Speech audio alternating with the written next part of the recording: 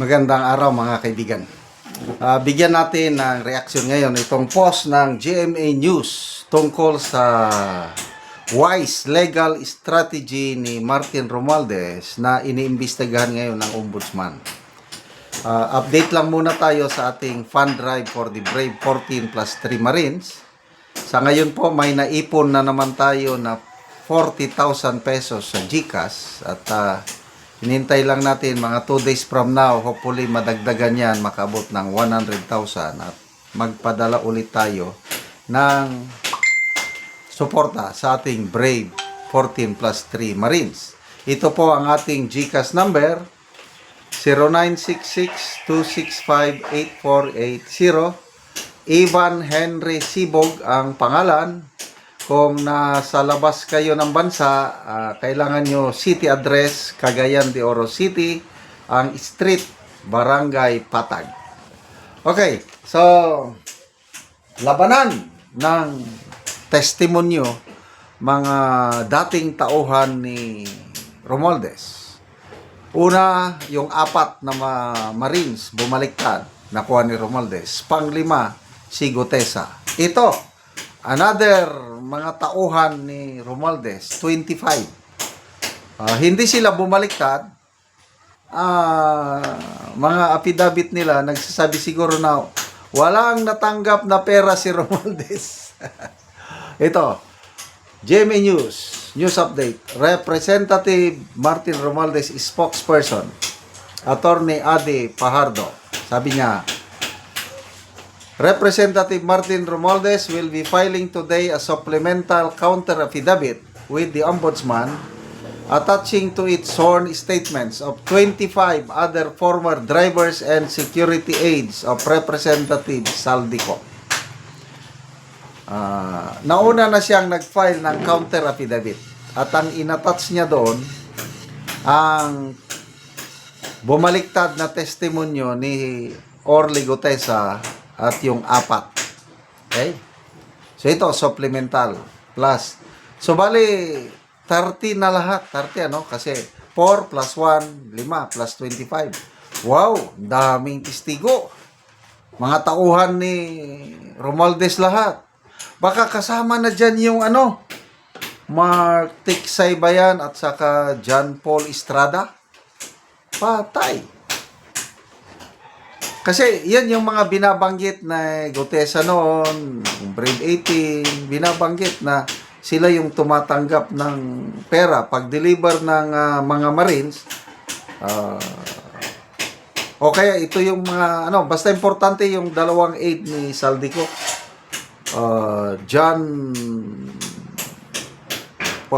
Basta Mark Tiksay and John Paul Estrada, yun ang matandaan ko. Baka mali yung aking pagkatandaan. Pag yan ang bumaliktad o nagsalita, nako, baka lalong lalakas ang mga ebidensya ni Martin Romualdez na wala siyang kasalanan. So ano ngayon? Ano ang gagawin ng ombudsman? Totohanan ba talaga itong ombudsman natin na kasuhan at ikulong si Romualdez? O lahat lang ng ito kasama sa script? Ano sa tingin nyo, mga kaibigan? Ako, I'm sorry opinion ko lang ito. Hindi ako naniniwala sa ginagawa ng ombudsman. Tingnan natin na may live stream kung okay pa ba. Press conference. Pinakamurang data sa Shopee. 1 peso data deals. Ito, yung abogado ni Romualdez. Medyo mahaba yung tanong. Anyway, nasabi ko na kanina na hindi namin alam kung bakit hindi na-furnish si Ombudsman supposedly doon sa unang 4 na recantations. No? But I think the people who are in the better position to answer that would be those 4 bodyguards and their lawyer. No? But kami, syempre, pag dinidepensa mo yung isang kliyente, whatever is available for his defense. And after evaluation, we find them relevant and material in the defense of a client. Of course, we will invoke that and we will attach that. That's why, tulad kay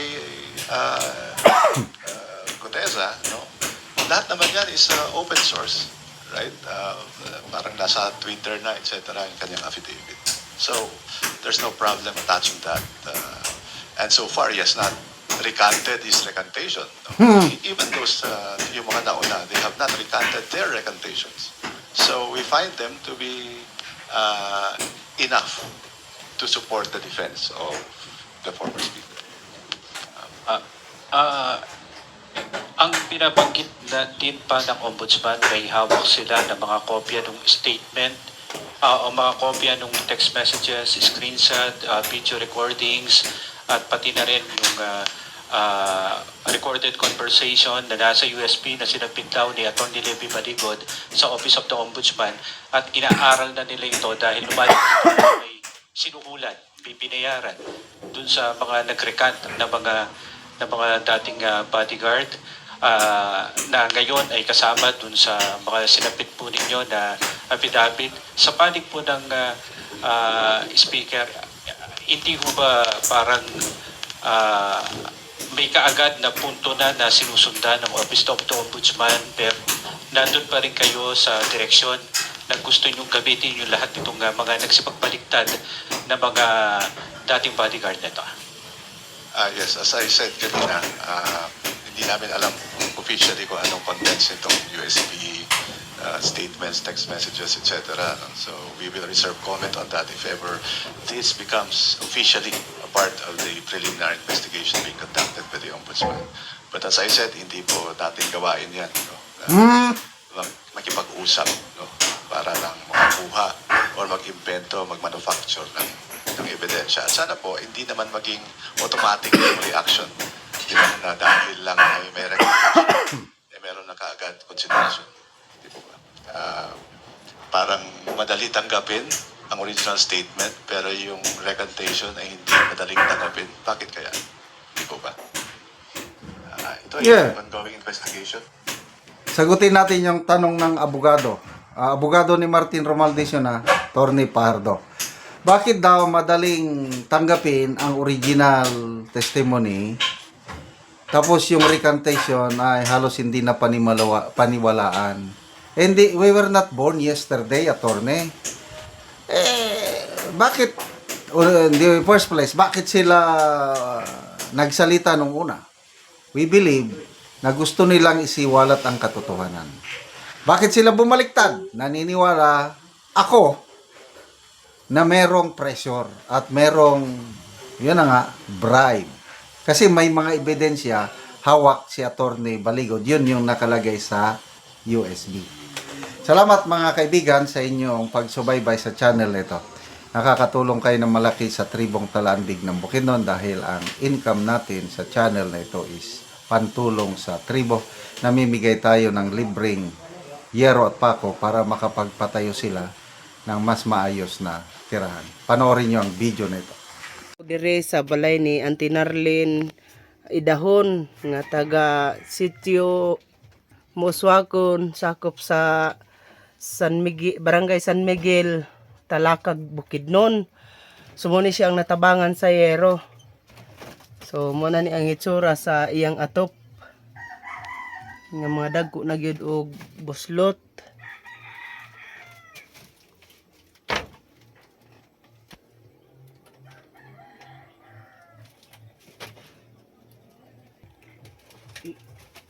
O muna ni ang gitabang nga yero nga napulo kabuk nga digis.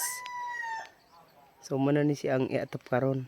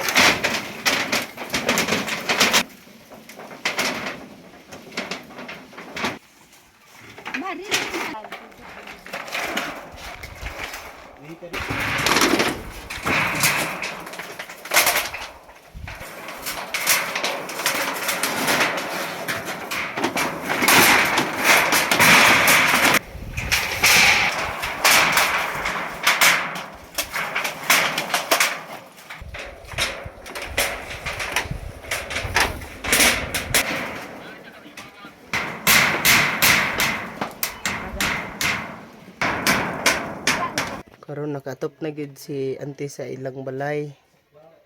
So nindot na gyud nga lantaw ng ilang balay. Napulihan na gyud tong dako nga buslot sa ilang atop. Naghinabang sa sinamat sa Ginoo nga nailista sa ato ko. Sentence, salamat kaayo sa salamat sa naghinabang sa sin nga nailis dan akong atop. Salamat kaayo nga nailis dan akong atop sa 20 na katoy. So wala dai ka auntie na anad nga magbisaya. Ang imong sinultihan permente lang ang magtilnarandig.